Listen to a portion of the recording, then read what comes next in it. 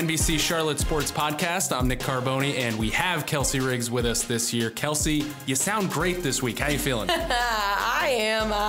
I'm feeling okay. Thanks for letting me into our podcast this week, Nick. Absolutely. Well, you brought a lot to the table. More on that in a second. And you've been outside shooting in the rain all week as the Panthers practice without a bubble. And hopefully they'll get one for us / the players next year. Mostly for us. All right. So give me your thoughts on Sunday's game. Cam out, Taylor Heineke in. Go. The first thing I want to talk about is how close Nick and I are both to this microphone right now. I know you guys can't see it. It's awkward. Things are really awkward in here. Speaking of awkward, not really awkward. I love the decision that the Panthers made to start Taylor Heineke. I would have loved to see Taylor Heineke play sooner in the season. Obviously, they've been on a 6-game losing streak for 6 weeks now. Cam's shoulder getting worse and worse. You're shaking your head at me, but I get that he's their franchise quarterback. I get that's your guy. At the same time, when your guy is too hurt to help you win, you have to make a change.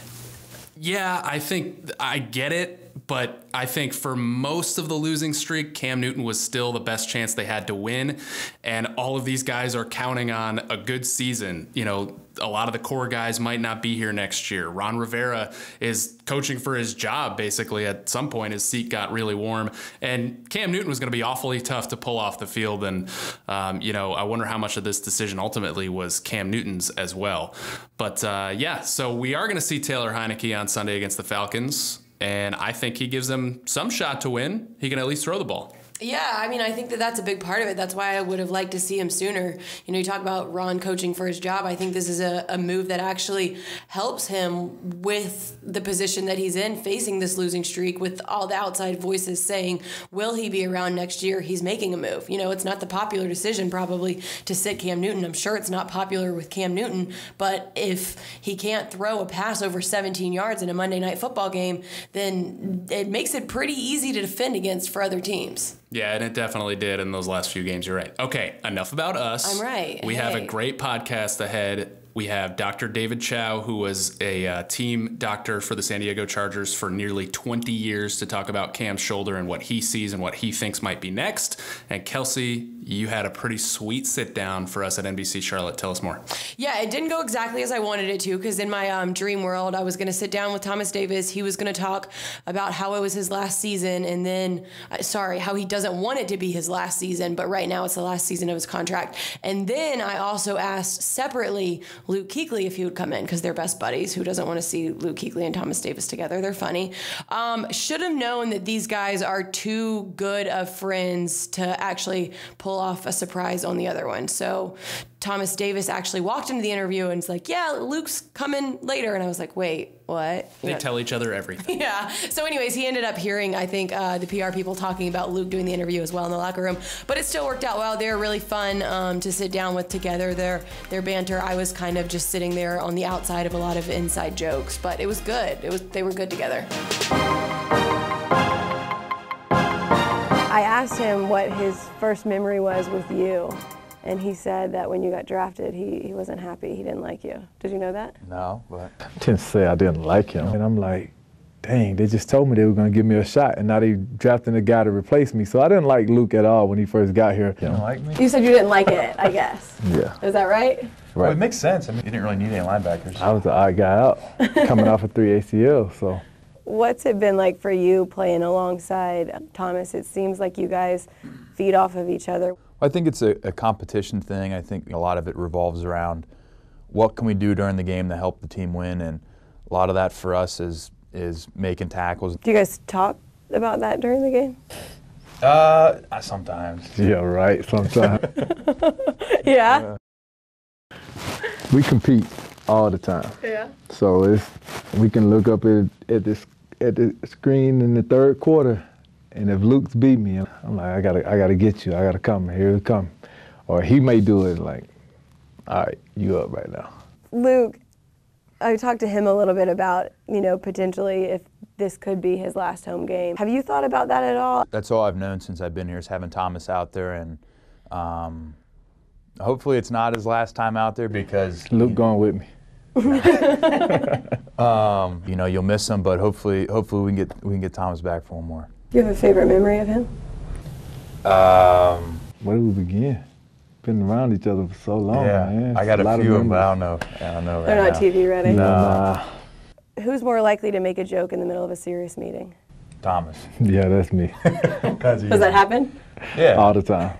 You guys are having dinner together. Who's cooking? Luke.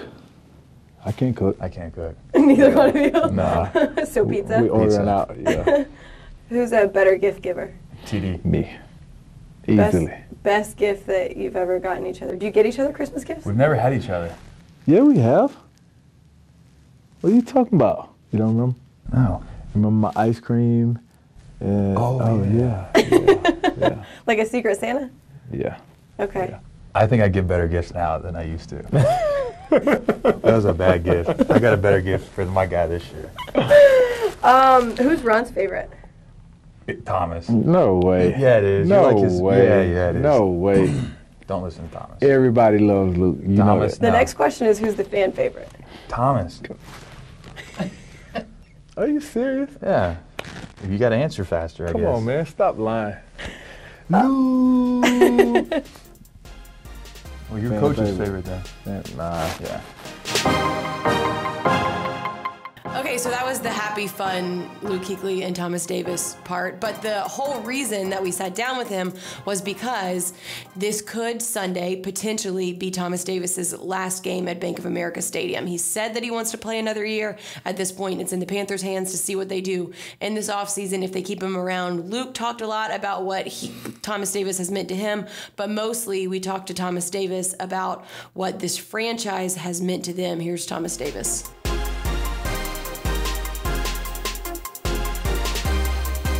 I know that you've said all season, even really I guess since the off season, that you don't want this to be your last season. Going into Sunday, knowing that it could potentially be your last home game here at Bank of America Stadium, what's that like? It's sad to even think about that. You don't really know how to really even perceive thinking about something like that emotionally, knowing that you've been in one place for 14 years and wearing that black and blue and running out of that tunnel is all I've known for 14 years. And to think that it could all come to an end Sunday, man, it's extremely difficult. It's something that I have thought about. It's not something that I want to happen. Do you remember your first time walking into Bank of America Stadium? I do. What happened? What was it like? I came in on a visit, actually, with my first time coming here, and the next time I actually came back was when I actually got drafted. We had to do the press conference and holding the jersey up. What about your first game? What do you remember about that? My first game, I remember we played the New Orleans Saints, and it was right after Hurricane Katrina, and we wasn't sure if we were going to actually play that game, and we ended up losing that game. I started my first game as an NFL player, and I didn't start again until my second year. So it didn't go well. Football and what you guys do on Sundays is just part of it, but the group of guys in that locker room, what have they meant to you this whole time? They've been the guys that have made this whole journey special. How fortunate can one player be to be able to hang around guys like that constantly motivate you to be better, that constantly drive you to achieve and accomplish things that you never imagined that you can do, just by simply going out and working and pushing you to be the best you that you can possibly be. What would you now tell the kid that walked in here 14 years ago for the first time? I would just say get ready for a journey. Get ready for a life-changing experience and just take it all in. Appreciate everything and appreciate the whole process. You're going to go through a lot, but it's all going to be worth it in the end. Yeah, Kelsey, I think he's got one more year left in him, one more productive year left in him. What about you?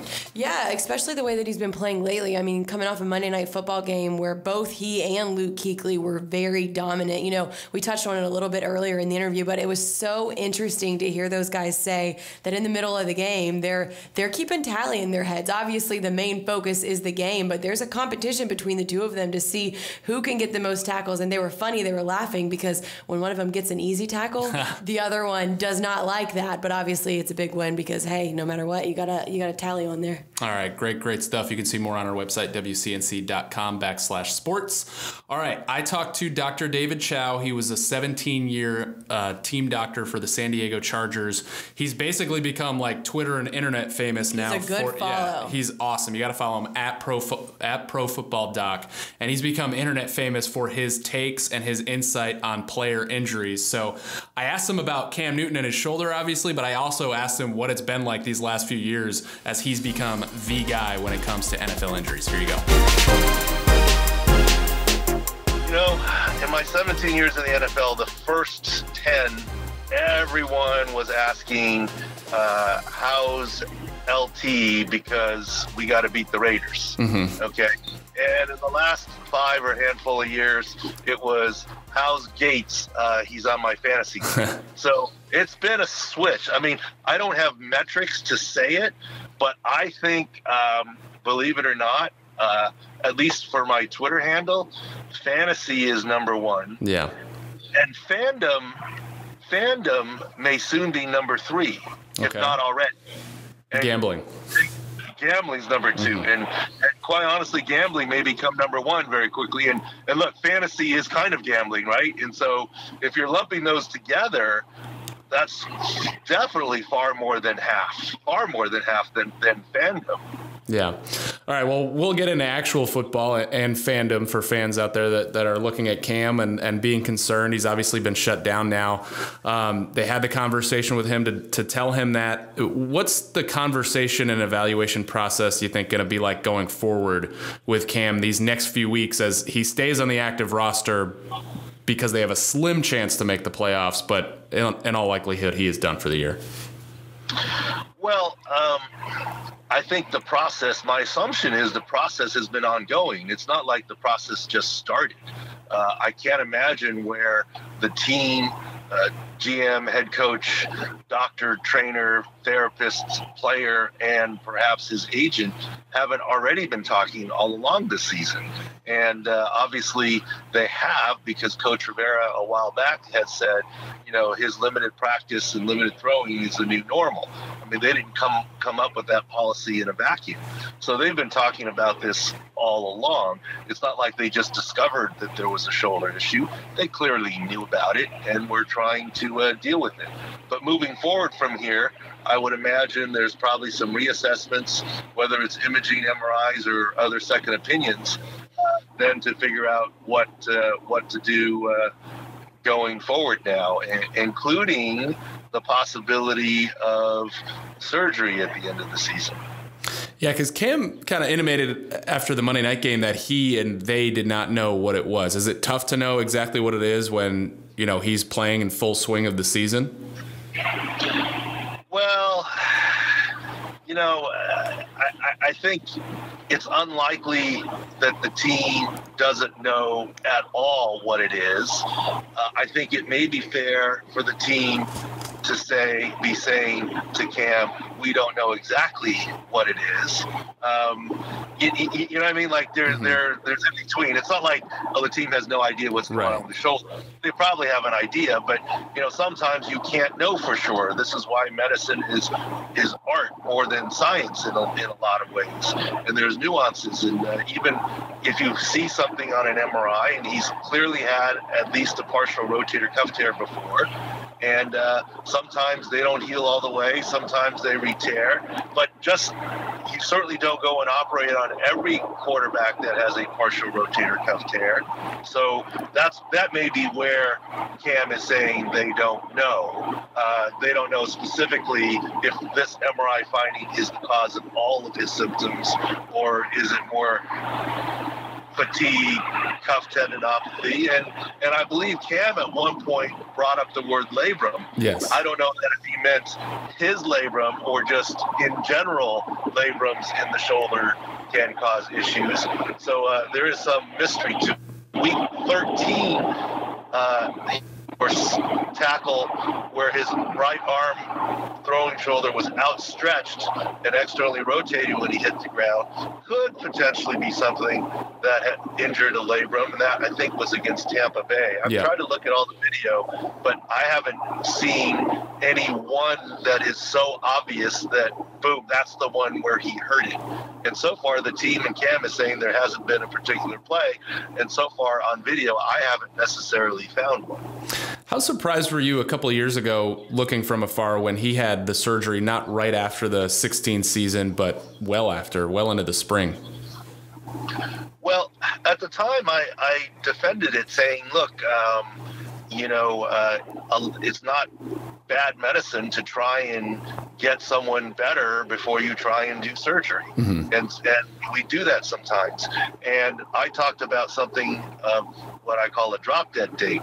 So if a surgery is going to take 6 or 9 months to get better, you better do it immediately and right away. Right? Mm-hmm. Now, if you know a surgery is going to take, only 3 months to get better, maybe you can try and wait until May. And so without knowing, the question that I have, and I don't have any idea one way or the other, the media reports and the Panthers website even, I believe, said that Cam in 2017 had his partial rotator cuff tear repaired. And medically, there's a big difference between repair as in sewed and need healing time versus repaired as in the problem is fixed because you've removed the bone spur and debrided it, and using the word repair in the vernacular. If it was a true repair, stitching the rotator cuff, May to August/September is a tight timeline. I mean, rotator cuffs take longer. Look at Alshon Jeffrey of the Eagles this offseason, and he's not even a quarterback. If it was more of a debridement type repair, that timeline was pretty good. So that's one of the unknowns in this whole situation. A lot of people would like the Panthers to kind of come up with some sort of backup plan at that position for next year. In either case, regardless of whether this is more rotator cuff or labrum, or maybe that changes things, would you be surprised if Cam even missed some time at the beginning of next season? It's too early to speculate that at this point in time. I know you mentioned the word labrum and everyone freaks out because of Andrew Luck, but his was a posterior labral tear. Mm-hmm. By video. If Cam has one, it's more anterior.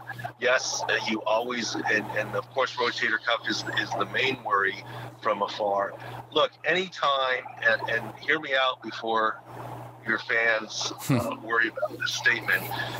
Any injury to the throwing shoulder, cuff, labrum, or otherwise of a quarterback is potentially career-threatening, just like an ACL tear in a running back's knee. That's the moneymaker. But this injury, whatever it is for Cam, should not be career-ending.